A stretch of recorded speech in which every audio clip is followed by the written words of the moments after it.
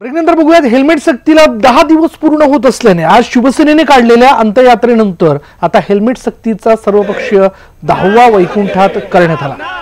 अगदी हेल्मेटच्या पितरांना शांतता मिळावी म्हणून दारूच्या बाटलीत चहाचं पाणी ठेवून निषेध करण्यात आला।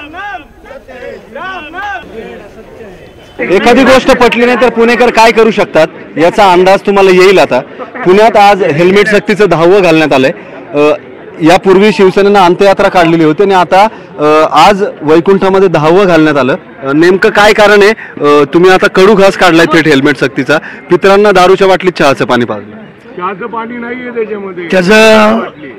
त्याचं कारण एवढं आहे की हिंदू धर्माच्या रीतिरिवाजाप्रमाणे कुठलीही अंत्ययात्रा काढल्यानंतर त्याचं 10वा 13वा हे करणं 14वा सुद्धा हे क्रम प्राप्त आहे।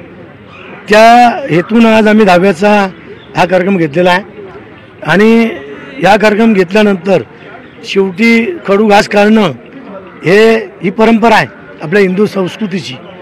मुंडन सुद्धा झालंय, अगदी कडू घास सुद्धा काढलेला आहे। हे मुंडन आहे। अंकुश काकडे आपल्या सोबत आहेत राष्ट्रवादीचे। शिवसेनेने केलेल्या या हेल्मेट सक्तीच्या 10व्याला राष्ट्रवादी सुद्धा पोहोचली आणि मुंडन केलंय। राष्ट्रवादीचं कोणी मुंडन केलं नाही का? नाही, याच्यामध्ये एक आहे की ही दुःखाची घटना आहे। त्यामुळे दुःखाच्या घटनेनंतर पाणी दिल्यानंतर ज्यावेळेला माठ फोडला जातो त्याला बोंब मारली जाते। ती पुण्याच्या पोलीस आयुक्तांच्या नावाने आम्ही बोंब या ठिकाणी मारलेली देखील आहे।